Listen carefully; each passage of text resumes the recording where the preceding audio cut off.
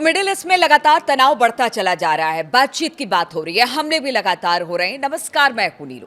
तो इजराइल और ईरान के बीच लगातार बमबारी जारी है और इस बीच ईरान ने इजराइल पर जोरदार हमला किया है। ईरान द्वारा किए गए हमले की इजरायली सैनिकों ने भी अब पुष्टि कर दी है।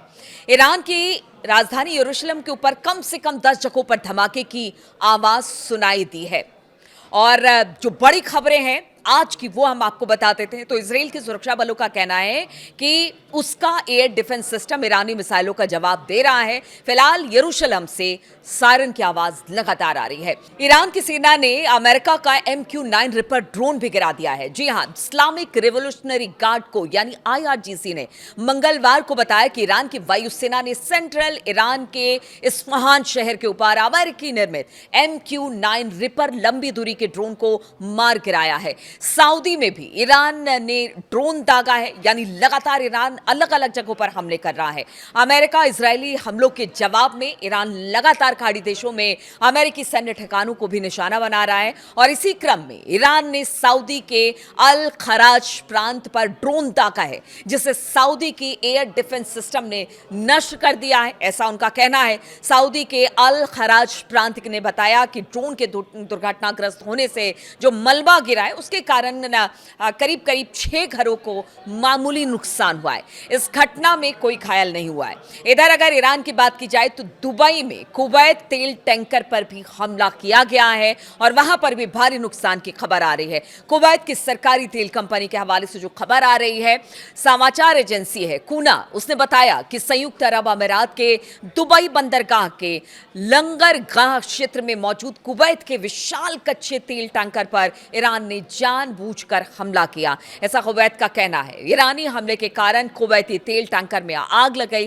हालांकि इस घटना में कोई घायल नहीं हुआ है। देखिए, ये ईरान लगातार हमला कर रहा है क्योंकि इन सब जगहों से इजराइल और अमेरिका भी उस पर लगातार वार कर रहा है और अब तो जो उसके न्यूक्लियर ठिकाने ईरान पर, उस पर हमला हुआ है वो आपको बाद में बताएंगे। लेकिन एक और खबर सामने आ रही है, 4 इजरायली सैनिकों की मौत हो गई है। जी हां, इजरायली रक्षा बलों यानी IDF ने मंगलवार को दक्षिणी लेबनान में अभियानों के दौरान 4 इजरायली सैनिकों की मौत की पुष्टि की है। IDF ने भी ये कहा है कि 3 सैनिक घायल हुए हैं। अब देखिए, बात मैं कर रही थी कि ईरान में भी जबरदस्त अटैक हुआ है और इस बीच परमाणु रेडिएशन का खतरा भी अब देखने को मिल रहा है कि हो सकता है कि जिस तरह से अमेरिका ने बम गिराए हैं परमाणु ठिकानों पर ईरान के, उससे खबर ये मिल रही है कि आगे आने वाले दिनों में क्या जिस तरह की स्थिति अमेरिका ने बना दी है, बातचीत की बात वो करता है लेकिन लगातार बम वर्षा भी वो कर रहा है। ईरानी मीडिया की रिपोर्टों के अनुसार बताया जा रहा है कि मंगलवार को तेहरान में विस्फोटों की आवाजें सुनी गई और राजधानी के कुछ हिस्सों में बिजली कुछ देर के लिए गुल हो गई। अमेरिका और इजराइल के हवाई हमलों के बाद ईरान के इस महान शहर में जबरदस्त धमाके हुए हैं। अमेरिकी राष्ट्रपति डोनाल्ड ट्रंप ने एक वीडियो शेयर किया जिसमें कई धमाके होते दिखाई दे रहे हैं, जिसके बाद रात को आसमान में एक नारंगी रंग की तेज रोशनी भी दिखाई दी है और उससे पूरा आकाश लाल हो गया है। हालांकि ट्रंप ने वीडियो के बारे में जानकारी नहीं दी है, लेकिन इसे ईरान के इस्फहान शहर का बताया जा रहा है। वॉल स्ट्रीट जर्नल की बात की जाए तो एक रिपोर्ट में उसने बताया कि अमेरिका और इजराइल की सेना ने एक परमाणु केंद्र को निशाना ईरान के बनाया है, संयुक्त हमले किए हैं और इसके बाद यह आग का गोला दिखाई दिया है। अमेरिकी अधिकारियों के हवाले से जो रिपोर्ट इस वक्त सामने आ रही है उसमें कहा गया है कि गोला बारूद के डिपो को निशाना बनाने के लिए कई बंकर बस्टर बमों का इस्तेमाल किया गया। एक अधिकारी ने यह बताया कि डिपो पर करीब 2000 पाउंड यानी कि लगभग 900 किलोग्राम के बंकर बस्टर बम ईरान के अलग अलग ठिकानों पर गिराए गए हैं। ऐसा रिपोर्ट में दावा किया गया है कि इस हमले के बाद कई जोरदार धमाके हुए जिसमें आग के गोले आसमान की तरफ उठे। धमाकों से पूरे इलाके में जोरदार झटके ईरान के महसूस किए गए। इस हमले ने तनाव को और ज्यादा बढ़ा दिया है क्योंकि कहा जा रहा है कि अगर इस्फहान में हमला हुआ है तो यहां पर किस तरह का नुकसान हुआ और इसके बाद ईरान किस तरह से रिटेलिएट करता है, यानी और जबरदस्त तरीके से हमला करता है। क्योंकि हमने देखा है कि जब भी अमेरिका और इजराइल को इसी बड़े हमले को अंजाम देते हैं उसके बाद ईरान अपनी दुगनी ताकत से एक बड़ा हमला करता है। इधर अगर अमेरिका की बात की जाए, वो कहते हैं बातचीत चल रही है, बहुत जल्द हम युद्ध से निकल जाएंगे। उनके अधिकारी हैं, उनके सलाहकार भी यही बात करते हैं।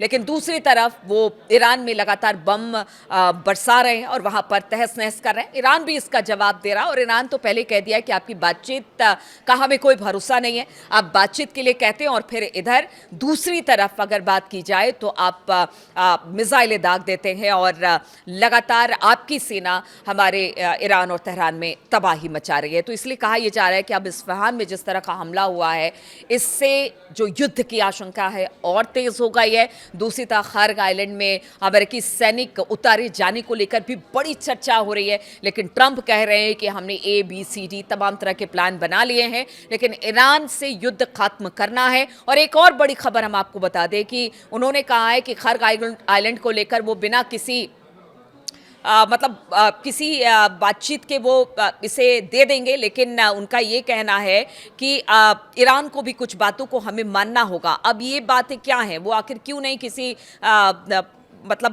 जो हॉर्मूज़ है उसको खुलवाने के लिए वो कह रहे हैं कि हम किसी भी अपनी तरफ से शर्त नहीं रखेंगे। आखिर ऐसा ट्रंप क्यों कह रहे हैं? क्यों आखिर जिस हॉर्मूज़ को लेने के लिए वो सैनिक उतार रहे थे और कह रहे थे कि वहाँ पर किसी भी हालत में ईरान को रास्ता खुलना पड़ेगा, अब बिना किसी शर्त के बातचीत को वो तैयार हो गए। आखिर इसके पीछे की क्या वजह है, ये भी अब ईरान भी इसे लेकर सोच रहा है कि क्या किसी बड़ी तैयारी में ट्रंप दिखाई दे रहे हैं, क्योंकि अब ट्रंप के सामने कोई चारा नहीं बचा है। दुनिया इस वक्त ग्लोबल क्राइसिस से गुजर रही है और इस ग्लोबल क्राइसिस का असर चाहे वो ईरान, अमेरिका और इजराइल पर नहीं हो रहा है, बल्कि पूरी दुनिया पर हो रहा है। हर जगह गैस और जो तेल है उसकी किल्लत हो रही है और इस गैस तेल की किल्लत की वजह से बाकी सामानों के दाम भी बढ़ रहे हैं। अब तो अमेरिका में भी आप सोचिए कि पेट्रोल 36% महंगा हो गया है। ऐसे में ट्रंप क्या करेंगे? क्या युद्ध को यहीं से समेटा जाएगा या युद्ध और भीषण होगा?